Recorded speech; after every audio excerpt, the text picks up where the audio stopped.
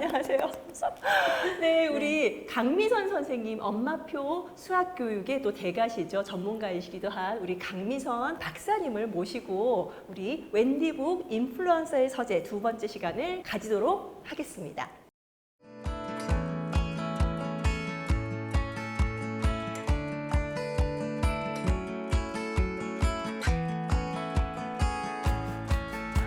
요즘은 어머님들 대상으로 라방도 또 하고 계시고 줌 뭐 미팅이나 이런 걸로 또 많이 전파를 하고 계시죠? 네, 그러니까 좀 수학에 대해서 이제 질문하시는 분도 많고 네. 그래가지고 열심히 좀 활동하고 있습니다. 그러니까 사실 너무 재밌는 게 제가 강미선 선생님을 안 지 22년? 그죠? 네, 그 정도 됐어요. 네. 저는 수학을 요만큼도 몰라요. 이렇게 가까이 지내면서도 항상 이렇게 경탄의 눈으로만 쳐다보고 저는 시폴로님 덕분에 네. 영어에 대해서 좀 많이 좀 부담 덜고 우리 아이 지도할 때도 굉장히 많이 도움 받았거든요. 네. 그래서 근데 저는 왜 이럴까요? 저는 수학을 전혀 몰라서 그래서 항상 이제 엄마표 얘기를 서로 많이는 했지만은 수학 얘기는 제가 오늘 처음으로 선생님한테 이제 배운다는 그런 마음가짐으로 이렇게 앉아서 오늘 경청하도록 하겠습니다. 네, 감사합니다.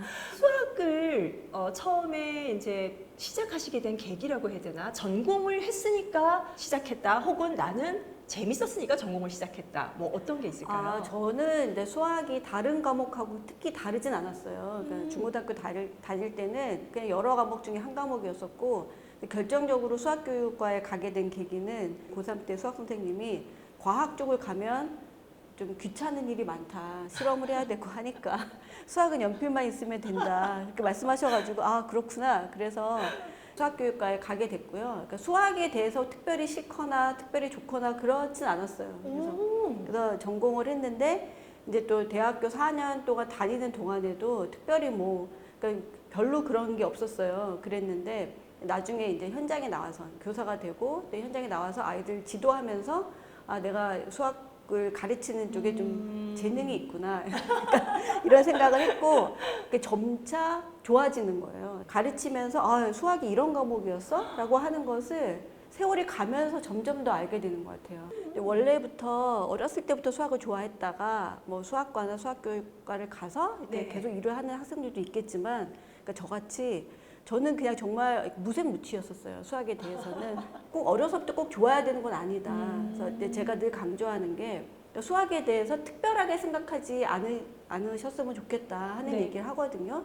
특별한 과목이 아닌 것 같아요, 저는. 근데 이제 봤더니 되게 유용한 과목이기도 하고 되게 중요한 과목이면서 되게 재미있는 과목인 거예요. 그래서 너무 진짜 갈수록 빠져드는 것 같아요.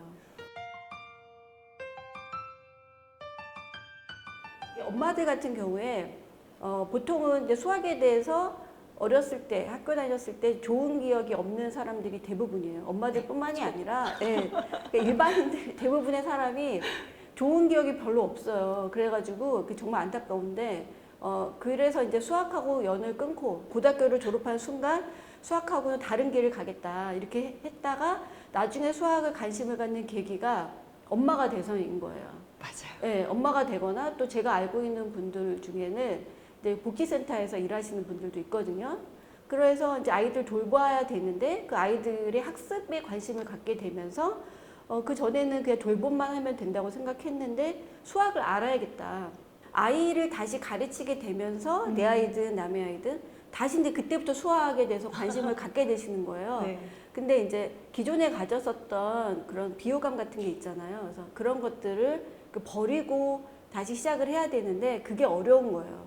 그래서 저는 이제 그런 과정에서 다시 수학을 마주치게 되는 분들한테 수학을 소개하고 많은 사람들이 알고 있었던 그게 수학의 전부는 아니다 하는 말씀을 드리고 싶고 그래서 이렇게 아이하고 수학뿐만이 아니라 영어를 시작하면서 영어하고 수학을 같이 할 수 있으면 되게 시너지가 되는 것 같아요. 그래서 그런 책들을 소개해 드리려고 합니다. 와, 네, 오늘 인플루언서의 서재에서는 우리 강미선 박사님께서 우리 어머님들이 읽으실 만한 수학 관련한 책 추천 한 권 하고요. 그리고 아이들에게 수학을 어머님들이 직접 가르칠 때 처음 영어와 함께 접목해서 가르쳐 줄 수 있을 만한 좋은 그림책을 추천을 해드리려고 합니다. 기대해 주세요.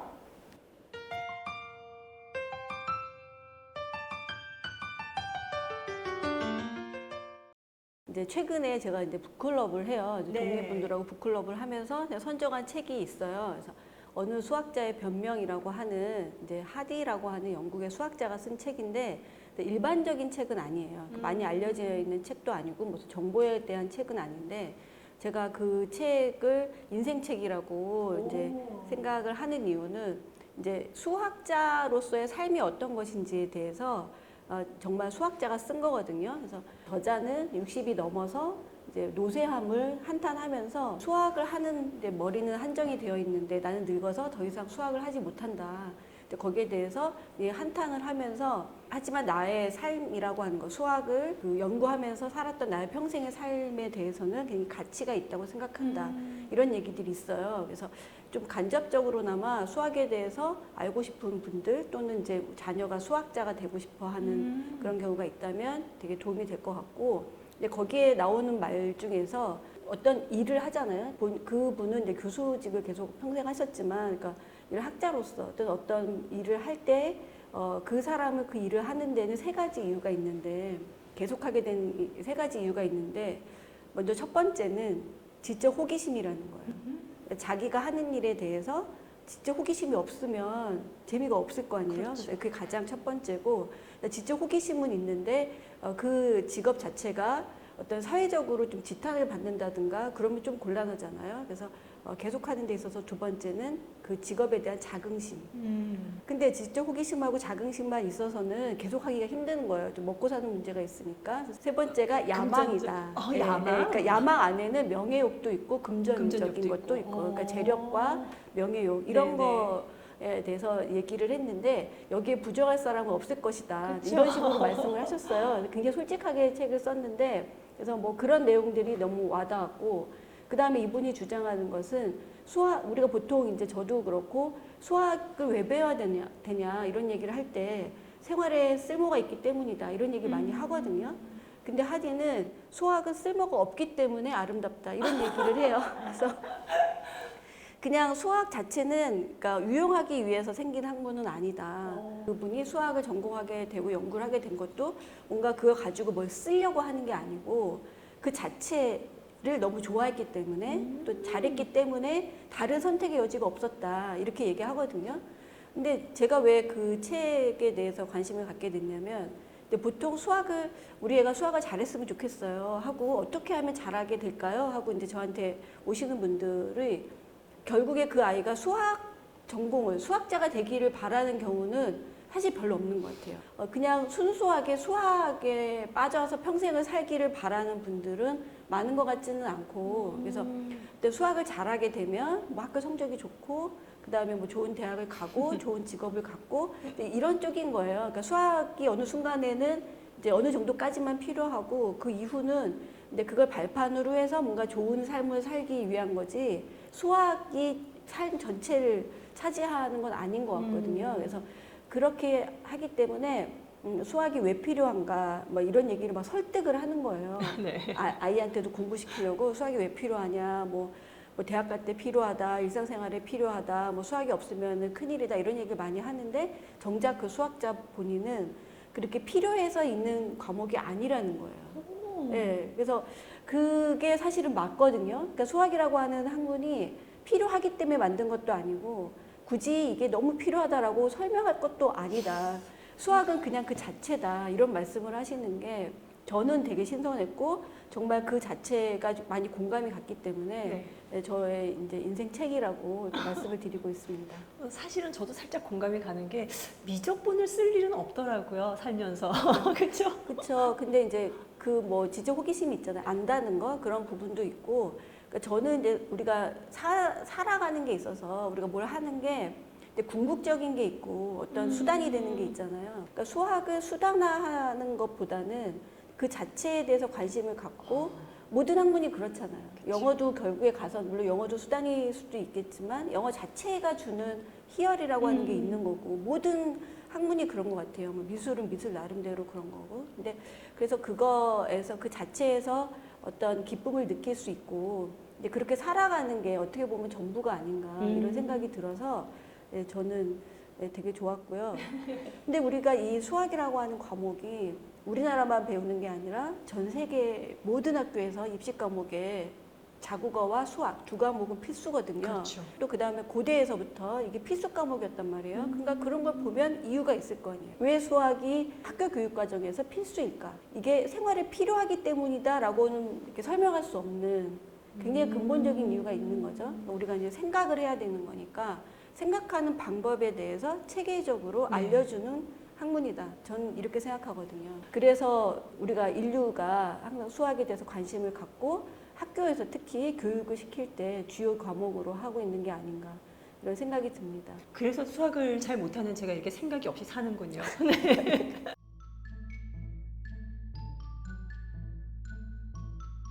The hue is in None the Number, Accounting Adventure. Is none a number? Really? We've just been over this. 제가 이제 오늘 고른 책은 영역별로, 그러니까 이제 도형도 있고 수도 있고 연산도 있고 영역별로 그리고 이제 제가 특히 관심 있는 분야를 다룬 이제 그런 책을 갖고 왔습니다.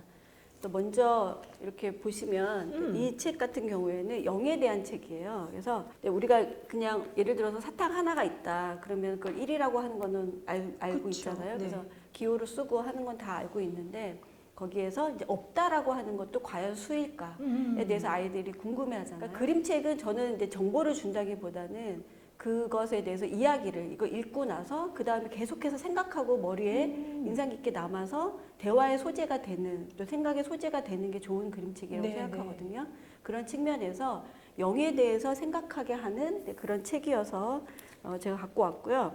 그리고 여기에 보면 뒤에 저자가 쓴 왜 이런 책을 쓰게 됐는지 영과 관련돼서 수학의 역사는 어떤지에 대해서 간략하게 설명이 나와 있어요. 네, 그래서 네. 그 설명은 어머니가 읽어보시고 네. 그다음에 이거는 뭐 영어가 어렵진 않으니까 네. 아이하고 같이 읽어보시면 좋을 것 같습니다. 영이라는 것, 그 개념을 만든 이후부터 수학이 엄청나게 산수가 엄청나게 발전했다. 뭐 이런 말 들었었어요. 네, 그렇죠. 그러니까 우리가 없음이라고 하는 거는 그냥 비워주면 되잖아요. 그쵸. 근데 그 자리에 0이라는 숫자를 쓰면서 연산이 가능한 거예요. 그렇죠, 그렇죠. 연산도 가능하고 수를 또 크게도 만들 수 있는 거고 그래서 그 0이라고 하는 것 없음 자체를 기호화해서 거기다 수를 넣고 수 0이라는 기호를 넣고 그리고 나서 계산을 할 수 있다는 굉장히 획기적인 거죠. 그래서 이제 보통 보면 5세기, 6세기 정도에 인도에서 0이라고 하는 기호가 만들어졌다 이런 얘기가 있고요. 아, 그럼 5세기 그러면 네. 몇천 년 동안 0이라는 숫자가 없었던 거예요? 그렇죠. 이거를 와. 그 전에 고대에서부터 네, 그 네. 빈자리, 그러니까 비어는 놓은 거예요. 와. 네, 근데 0이라는 수는 굉장히 나중에 만들어진 거죠. 5세기요? 네. 와, 굉장히 늦게 만들어졌네요. 네, 처음엔 점이었었는데 네, 이렇게 네. 비워져 있는 0으로 네. 그렇게 나타나서 뭐 이 변화 같은 거, 역사가 어떻게 흘러갔고 기록이 어떻게 되어 있나 그런 연구를 많이 합니다. 근데 우리 아이들이 1, 2, 3, 4에 대해서도 뭐 아는 게 중요하지만 없음을 나타내는 0도 과연 수라고 볼 수 있는가라고 하는 생각을 하게 되면 나중에 이제 초등학교 올라가서 이제 0이 들어간 연산 같은 거 할 때도 네. 다시 생각이 나겠죠. 그래서 그럼 이 그림책에서는 0이라는 건 none, 그죠? 네, 아무것도 없는 아무것도 none. 없음과 네. 수에 대해서 아하. 생각하게 되는 거죠. Infinity and Me.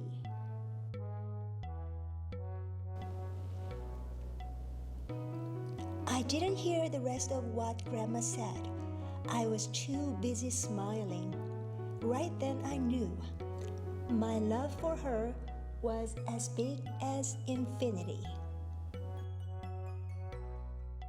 수학에서 가장 어려운 게 0도 있지만 무한도 있거든요. 그래서 이거는 무한과 나라고 하는 책인데 이 책에서 그 어느 날 이제 그 밤하늘에 있는 이제 별이 굉장히 무수히 많잖아요. 네, 그래서 네. 이걸 보면서 무한에 대해서 얼마나 많을까 하면서 무한에 대해서 이제 생각을 하면서 이제 친구하고 너는 이제 가장 큰 수 또는 무한에 대해서 어떻게 생각해 이렇게 물어보는 책이에요. 근데 아이들이 이런 질문 많이 하지 않아요? 네, 가장 네. 큰 수는 무엇인가요? 뭘까? 그러면 그렇게 하면 돼요. 이제 아이한테 두 자릿수밖에 모르는 아이가 이제 가장 큰 수 써봐라 그러면 이제 99라고 쓰잖아요. 근데 엄마가 99에다 뒤에 0을 붙이면 990이 돼요. 그 앞에 있는 수에다 뒤에 하나만 붙여도 수가 굉장히 10배가 되는 거잖아요. 그래서 그런 식으로 해서 막 얘기를 하는데 저도 그랬고 주변에 보면 아이 키울 때 무한에 대한 질문을 하는 경우가 있는데 그럴 때 뭐라고 답을 해줘야 될지 모르겠다. 그런 분들 많이 있거든요. 네네. 그래서 이 그림책은 그렇게 심각하지도 않으면서 이제 무한을 찾는 건데 이제 마지막 결론이 무한한 사랑에 대한 얘기예요. 우리가 사랑은 정말 끝이 없잖아요. 네. 그래서 무한이 끝이 없는 게 무한인가? 가장 잘게 자르는 거, 뭐 무한대의 기호 이런 얘기들이 있어요. 그다음에 이제 계속 대를 이어서 뭐 할아버지, 그 할아버지, 그 할아버지 위로 갈 수도 있고 아래로 갈 수도 있고 그래서 영원과 무한과 뭐 셀 수 없음과 이런 얘기들이 있는데 결론이 할머니의 사랑이었던 거죠. 저자 노트 그래서 여기에 보면 이 무한과 관련해서 이 책을 쓰게 된 계기라든지 뭐 역사라든지 그런 얘기를 여기에 쓰셨어요. 그러면서 이제 평소에 이 그림책을 읽고 나서 각자 내가 생각하는 무한은 뭘까 이런 걸 찾아보는 거죠. 그걸 할머니의 사랑으로 무한을 이렇게 네. 예, 마무리를 한다는 게 이게 전형적인 이 문과와 이과의 만남이네요. 아, 그렇죠. 마지막에 막 이렇게 되게 짜릿한 거예요. 그렇죠. 그러니까요. 우리가 네. 그래서 이 아이가 이제 빨간 구두를 신고 있었는데 네. 할머니나 주변 사람들이 못 알아봐서 되게 서운했었는데 음. 할머니가 아까 얘기하려고 했는데 깜빡했네 이러면서 아. 너무 예쁘구나 하면서 이제 아이가 막 그 무한한 사랑을 느끼거든요. 담을 수 없는 사랑인 거잖아요. 정말 네, 막 네. 이렇게 벅차오르는. 그래서 그런 것을 수학이랑 연결을 해서 네. 방금 히폴로님 말씀하신 대로 문과와 이과의 전문. 그렇죠. 우리 수학으로 네. 머리 아픈데 그걸 굉장히 문과적인 감성으로 역시 네. 그림책답게 풀어냈네요. 네네네. 그래서 와. 이런 책도 있고. 네. 그다음에